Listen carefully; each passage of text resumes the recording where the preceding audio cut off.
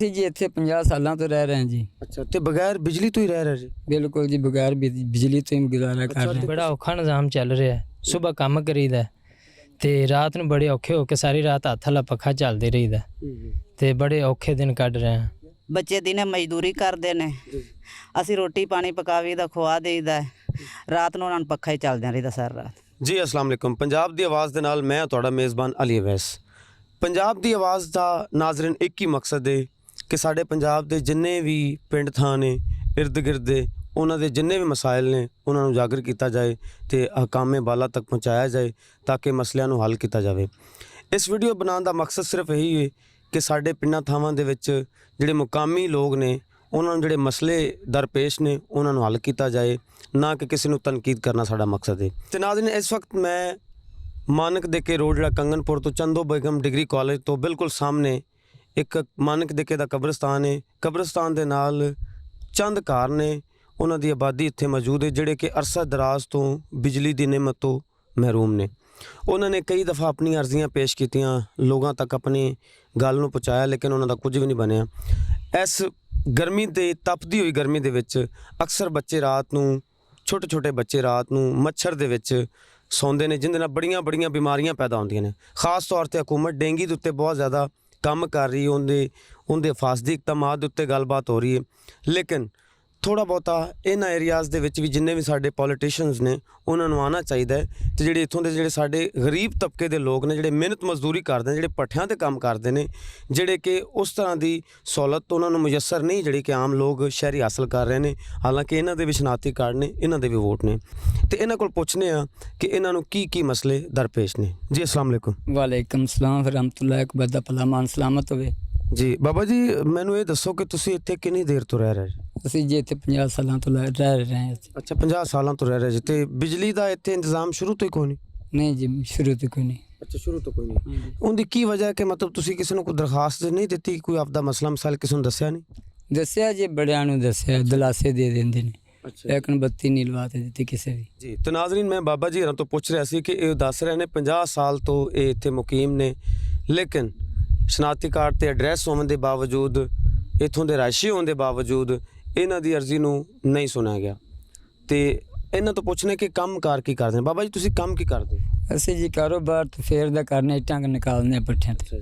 ਤੇ ਨਾਜ਼ਰੀਨ ਦੇਖੋ, ਇੱਟਾਂ ਦਾ ਕੰਮ ਇਹ ਕਿ ਬੜਾ ਹੀ ਮੁਸ਼ਕਿਲ ਹੁੰਦਾ ਹੈ, ਔਰ ਜਦੋਂ ਬੰਦਾ ਸਾਰੀ ਦਿਹਾੜੀ ਧੁੱਪੇ ਕੰਮ ਕਰਕੇ ਆਉਂਦਾ ਤੇ ਸਾਰੀ ਰਾਤ ਬੰਦਾ ਗਰਮੀ ਉਸੜ 'ਚ ਕੱਢੇ, ਉਹ ਕਿੱਡਾ ਮੁਸ਼ਕਿਲ ਹੁੰਦਾ ਹੈ। ਤੇ ਮੇਰੀ ਸਾਰਿਆਂ ਅੱਗੇ ਰਿਕੁਐਸਟ ਹੈ ਕਿ ਇਸ ਮਸਲੇ ਨੂੰ ਉਜਾਗਰ ਕਰਨਾ ਚਾਹੀਦਾ ਹੈ ਔਰ ਇਹਨਾਂ ਦੀ ਵੀ ਗੱਲ ਸੁਣਨੀ ਚਾਹੀਦੀ ਹੈ, ਕਿਉਂਕਿ ਇਹ ਵੀ ਪੂਰਾ ਓਨਾ ਹੀ ਹੱਕ ਰੱਖਦੇ ਨੇ। ਮਜ਼ੀਦ ਇੱਥੋਂ ਦੇ ਜਿਹੜੇ ਲੋਕ ਨੇ ਉਹਨਾਂ ਦੇ ਮਸਲੇ ਮਸਾਇਲ ਨੂੰ ਜਾਣਨੇ, ਉਹਨਾਂ ਦੇ ਨਾਲ ਗੱਲਬਾਤ ਕਰਨੀ। ਜੀ ਅਸਲਾਮ ਵਾਲੇਕੁਮ। ਜੀ ਵਾਲੇਕੁਮ ਅਸਲਾਮ ਵਰਹਿਮਤੁਲਾਹਿ ਵਬਰਕਾਤੁਹ। ਜੀ ਤੁਹਾਡਾ ਨਾਮ ਕੀ ਹੈ ਜੀ? ਜੀ ਬਾਬਰ ਅਲੀ। ਅੱਛਾ ਬਾਬਰ ਭਾਈ, ਮੈਨੂੰ ਇਹ ਦੱਸੋ ਤੁਹਾਡੇ ਕਿੰਨੇ ਬੱਚੇ ਨੇ? ਮੇਰੇ ਸਰ 4 ਬੱਚੇ ਨੇ। 4 ਬੱਚੇ ਨੇ। ਤੇ ਤੁਸੀਂ ਇਹ ਦੱਸੋ ਕਿ ਇੱਥੇ ਬੱਤੀ ਤੋਂ ਬਗੈਰ ਤੁਹਾਡਾ ਕੀ ਸਿਸਟਮ ਚੱਲ ਰਿਹਾ, ਕਿਵੇਂ ਗੁਜ਼ਾਰਾ ਕਰਦੇ ਜੀ? ਆਪਦੀ ਗੱਲ ਸੁਣਾਓ ਤਾਂ ਕਿ ਲੋਕਾਂ ਨੂੰ ਪਤਾ ਚੱਲੇ ਕਿ ਤੁਸੀਂ ਕਿਸ ਤਰ੍ਹਾਂ ਦੀ ਜ਼ਿੰਦਗੀ ਗੁਜ਼ਾਰ ਰਹੇ ਜੀ ਬੱਤੀ ਤੋਂ ਬਗੈਰ। ਜੀ ਬੜਾ ਔਖਾ ਨਿਜ਼ਾਮ ਚੱਲ ਰਿਹਾ ਹੈ। ਸੁਬਹ ਕੰਮ ਕਰੀਦਾ ਤੇ ਰਾਤ ਨੂੰ ਬੜੇ ਔਖੇ ਹੋ ਕੇ ਸਾਰੀ ਰਾਤ ਹੱਥ ਵਾਲਾ ਪੱਖਾ ਚੱਲਦੇ ਰਹੀਦਾ ਤੇ ਬੜੇ ਔਖੇ ਦਿਨ ਕੱਢ ਰਹੇ ਹਾਂ।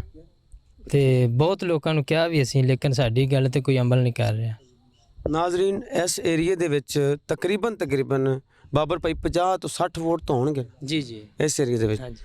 ਤੇ ਮੇਰੇ ਖਿਆਲ ਦੇ ਮੁਤਾਬਕ ਇਹ ਹੈ ਕਿ ਇਹਨਾਂ ਲੋਕਾਂ ਕੋਲ ਵੀ ਤੁਹਾਨੂੰ ਆਉਣਾ ਚਾਹੀਦਾ ਹੈ, ਇਹਨਾਂ ਦਾ ਵੀ ਹੱਕ ਹੈ, ਇਹ ਵੀ ਵੋਟ ਕਾਸਟ ਕਰਦੇ ਨੇ, ਇਹਨਾਂ ਦੇ ਮਸਲੇ ਮਸਾਇਲ ਨੂੰ ਸੁਣਨਾ ਚਾਹੀਦਾ ਹੈ।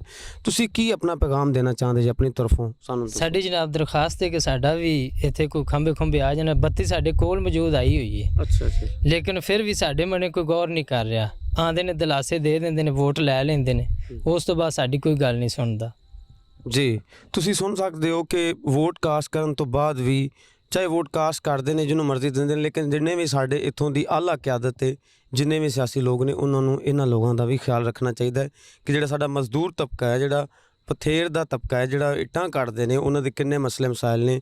ਜਦੋਂ ਬੰਦਾ ਇਨਸਾਨ ਸਾਰਾ ਦਿਨ ਕੰਮ ਕਰਦਾ ਹੈ ਧੁੱਪ ਦੇ ਵਿੱਚ, ਤੇ ਜਦੋਂ ਵਾਪਸੀ ਆਉਣਾ ਹੁੰਦਾ ਤੇ ਉਹਨੂੰ ਘਰ ਸਕੂਨ ਦੀ ਜ਼ਰੂਰਤ ਹੁੰਦੀ, ਔਰ ਇਹ ਰਾਤ ਵੀ ਸਕੂਨ ਦੀ। ਅਸੀਂ ਆਮ ਲੋਕ ਤੇ ਏਸੀ ਲਾ ਕੇ ਘਰਾਂ 'ਚ ਬੈਠੇ ਹੁੰਦੇ ਹਾਂ, ਲੇਕਿਨ ਇੱਧਰ ਆ ਕੇ ਵੀ ਸਾਨੂੰ ਥੋੜ੍ਹਾ ਗੌਰ ਕਰਨਾ ਚਾਹੀਦਾ ਹੈ। ਜੀ ਨਾਜ਼ਰੀਨ, ਇੱਥੇ ਜਿਹੜੇ ਸਾਡੇ ਮਕਾਮੀ ਜਿਹੜੀਆਂ ਸਾਡੀਆਂ ਮਾਵਾਂ ਭੈਣਾਂ ਨੇ, ਕਿਉਂਕਿ ਉਹ ਵੀ ਰਾਤ ਨੂੰ ਇੰਨਾ ਮੁਸ਼ਕਿਲ ਉਹਨਾਂ ਨੂੰ ਹੁੰਦੀ ਹੈ ਕਿ ਬੱਚਿਆਂ ਨੂੰ ਸਾਰੀ ਰਾਤ ਪੱਖਾ ਚੱਲਦੇ ਰਹਿੰਦੇ ਨੇ, ਉਹਨਾਂ ਦੇ ਵੀ ਤਾਸਰਾਤ ਲੈਣੇ ਕਿ ਉਹ ਬੱਤੀ ਤੋਂ ਬਗੈਰ ਗੁਜ਼ਾਰਾ ਕਿਵੇਂ ਕਰ ਰਹੇ। ਅਸਲਾਮ ਅਲੈਕੁਮ ਬਾਜੀ। ਵਾਲੇਕੁਮ ਸਲਾਮ ਬੇਟਾ। ਤੇ ਬਾਜੀ ਥੋੜਾ ਜਿਹਾ ਤੁਸੀਂ ਸਾਨੂੰ ਦੱਸੋ ਪਾਓ ਕਿ ਇਹ ਕੀ ਹਿਸਾਬ ਕਿਤਾਬ ਹੈ ਤੁਹਾਡਾ, ਬੱਤੀ ਤੋਂ ਬਗੈਰ ਤੁਹਾਨੂੰ ਕੀ ਕੀ ਮੁਸ਼ਕਲਾਂ ਪੇਸ਼ ਆ ਰਹੀਆਂ ਨੇ? ਮਸਲਮ ਸੈਲ ਬੇਟਾ ਉਹ ਬੱਤੀ ਵਾਲੇ ਨੇ ਸਾਨੂੰ ਅੱਛਾ ਜੀ। ਸਾਨੂੰ ਬੱਤੀ ਮਿਲ ਜਾਵੇ ਅਸੀਂ ਬਹੁਤ ਖੁਸ਼ ਹਾਂ। ਸਾਡੇ ਨਿੱਕੇ ਨਿੱਕੇ ਬੱਚੇ ਨੇ ਸਾਰੀ ਰਾਤ ਮੱਛਰ ਉਹਨਾਂ ਨੂੰ ਟੁੰਨਦਾ ਹੈ। ਦਿਨੇ ਬੱਚੇ ਰੋਂਦੇ ਰਹਿੰਦੇ ਨੇ ਸਾਰੀ ਦਿਹਾੜੀ, ਅਸੀਂ ਮਜ਼ਦੂਰੀ ਕਰਦੇ ਰਹਿੰਦੇ। ਸਾਡਾ ਮਸਲਾ ਇੱਕ ਹੱਲ ਹੈ ਬੱਤੀ ਵਾਲੇ ਪੁੱਤਰ, ਇਹ ਹੋ ਜਾਵੇ ਤਾਂ ਅਸੀਂ ਖੁਸ਼ ਹਾਂ। ਲੋ ਜੀ ਕਿ ਇੱਥੋਂ ਦੇ ਜਿੰਨੇ ਵੀ ਲੋਕ ਨੇ ਉਹਨਾਂ ਦੀ ਖੁਸ਼ੀ ਦੀ ਇੱਕੋ ਵਜ੍ਹਾ ਹੈ ਕਿ ਜਿਵੇਂ ਲੋਕੀ ਦੂਸਰੇ ਚਾਨਣ 'ਚ ਬੈਠੇ ਨੇ ਇੱਥੇ ਵੀ ਹੋਣਾ ਚਾਹੀਦਾ ਚਾਨਣ। ਔਰ ਇੱਕ ਤੁਹਾਨੂੰ ਬੜੀ ਮੈਂ ਇੱਕ ਅਹਿਮ ਗੱਲ ਦੱਸਣ ਲੱਗਾ ਕਿ ਇੱਥੋਂ ਸਿਰਫ 1 ਕਿਲੋਮੀਟਰ ਵੀ ਨਹੀਂ ਬਣਦਾ, ਤਕਰੀਬਨ ਕੋਈ 3 ਕਿੱਲੇ 2.5-3 ਕਿੱਲੇ ਦਾ ਪੰਧ ਹੈ ਜਿੱਥੇ ਬੱਤੀ ਮੌਜੂਦ ਹੈ, ਇੱਥੇ ਤੱਕ ਨਹੀਂ ਪਹੁੰਚ ਰਹੀ। ਐਡਾ ਕੋਈ ਮਸਲਾ ਵੀ ਨਹੀਂ ਹੈਗਾ। ਤੇ ਜਿੰਨੇ ਵੀ ਸਾਡੇ ਸਿਆਸੀ ਲੀਡਰਾਨ ਨੇ, ਮੇਰੀ ਉਹਨਾਂ ਅੱਗੇ ਰਿਕੁਐਸਟ ਹੈ ਕਿ ਤੁਸੀਂ ਇੱਧਰ ਆ ਕੇ ਜ਼ਰੂਰ ਗੌਰ ਕਰੋ ਔਰ ਇਹਨਾਂ ਦੀਆਂ ਦੁਆਵਾਂ ਲਓ।